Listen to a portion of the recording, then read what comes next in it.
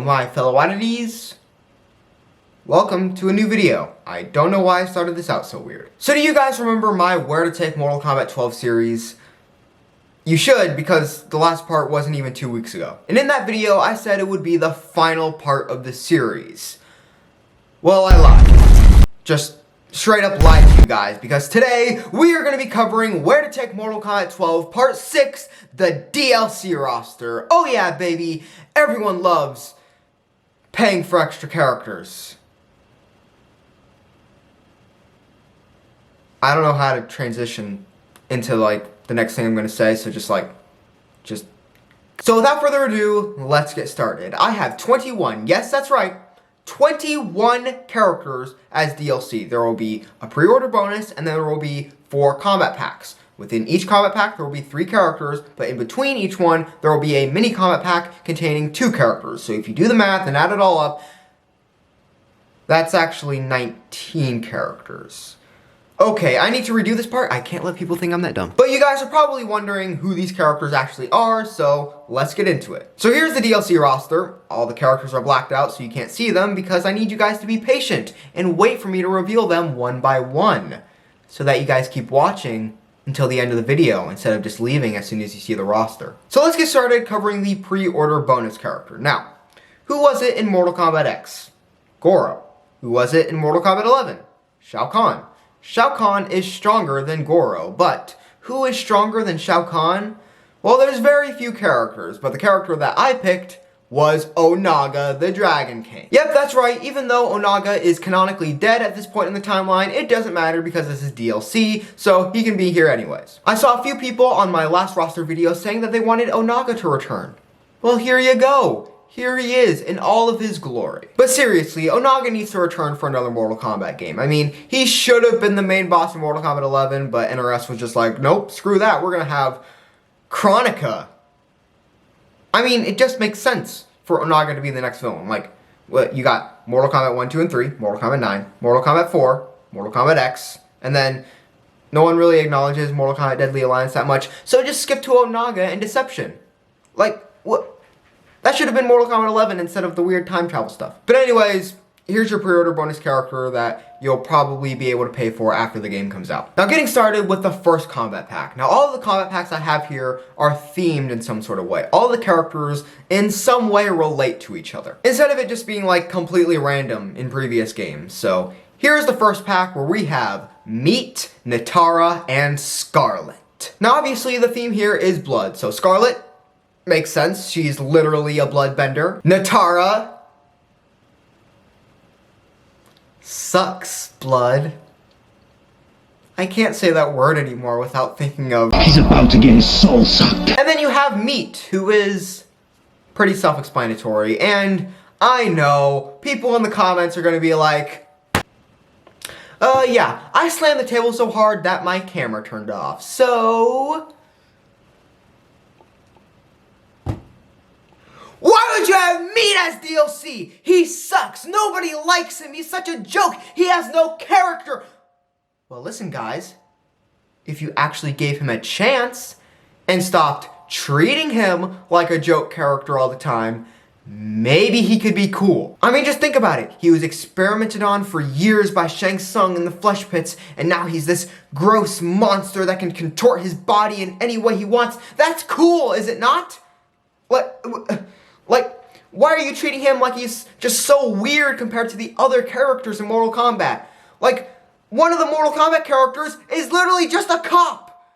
And you say Meat is a joke character? He's a cop. And his catchphrase is police brutality coming up. So shut up about Meat not being cool. You're cool, alright? You, right there. I love you. You and your weirdly human voice. Here, take this.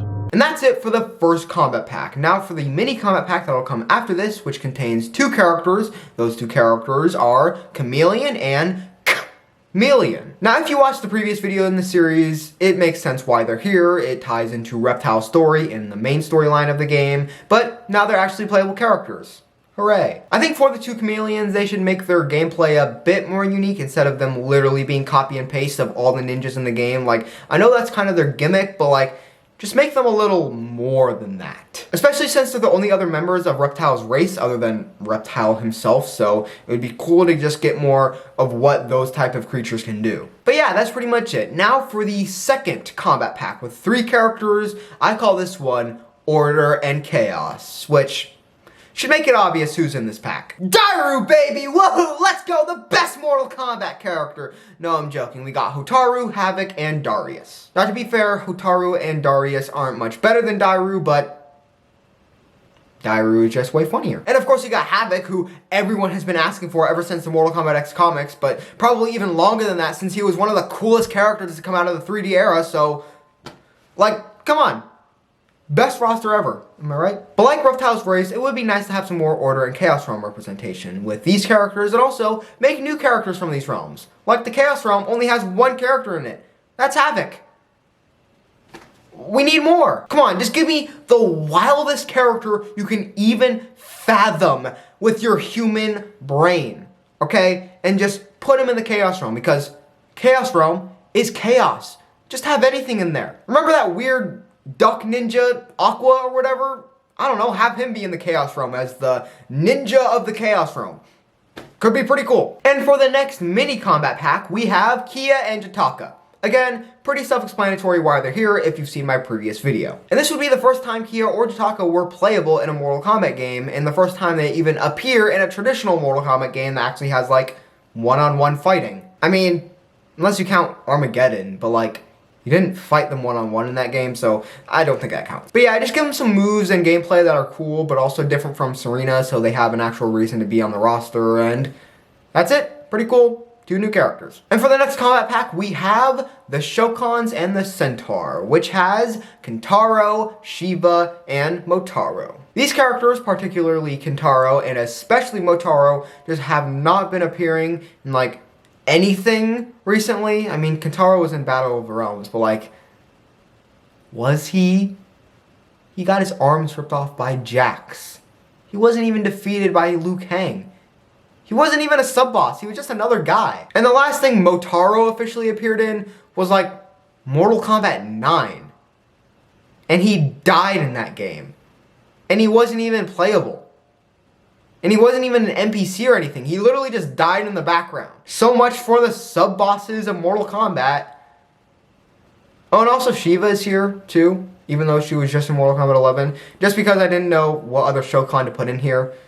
Because there's literally no other ones besides, like, Goro's dad. But I'm not including him on here.